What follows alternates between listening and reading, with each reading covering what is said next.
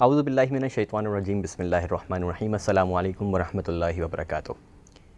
Cancer awareness series या cancer awareness campaign हमारी चल रही है ख़वातीन हज़रात, जैसे कि आपके इल्म में।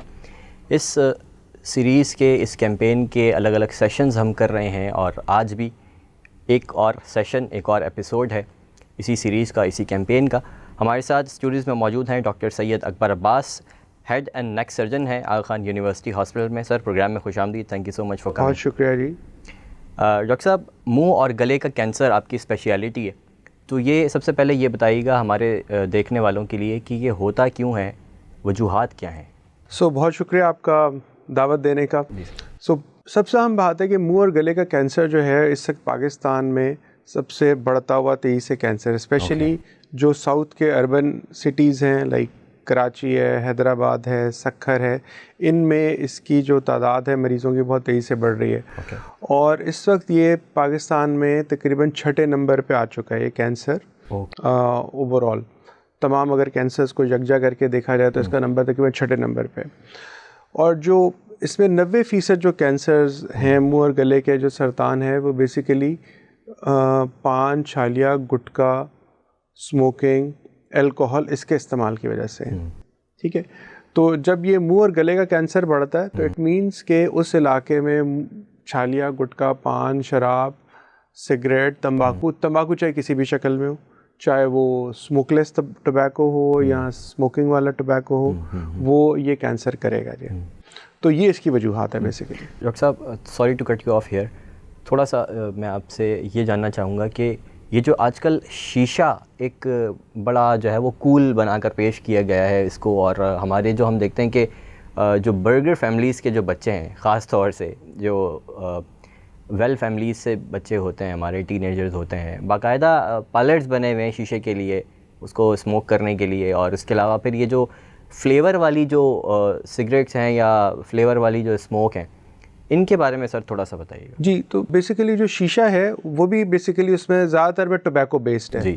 फ्लेवर उसमें ऐड कर दिया जाता है उसको अट्रैक्टिव बनाने के लिए।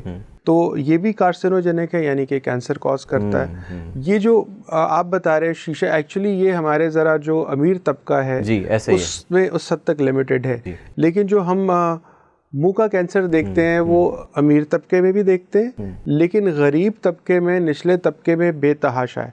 मिसाल के तौर पर सबसे ज़्यादा जो देखा जाएगा आपको गाड़ियों के मैकेनिक्स में देखा जाएगा, ठीक है, वो उनमें बेतहाशा है।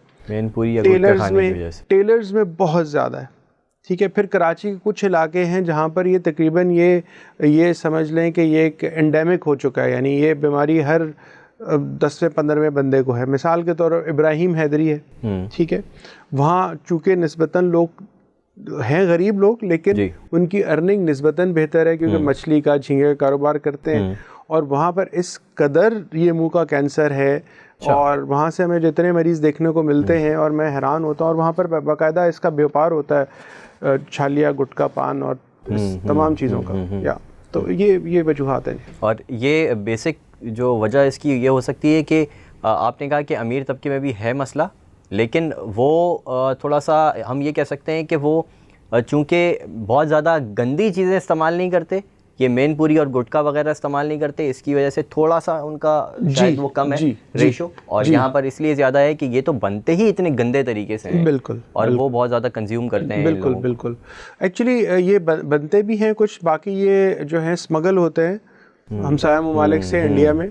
और मेमपुरी जो नाम है वो एक्चुअली इंडिया के एक शहर का नाम है। जी, ऐसे ही है। तो मेमपुरी एक्चुअली वो शहर की वजह, छोटा सा शहर है, लेकिन उसकी वजह शोहरत शायद ये नहीं है, कुछ और है।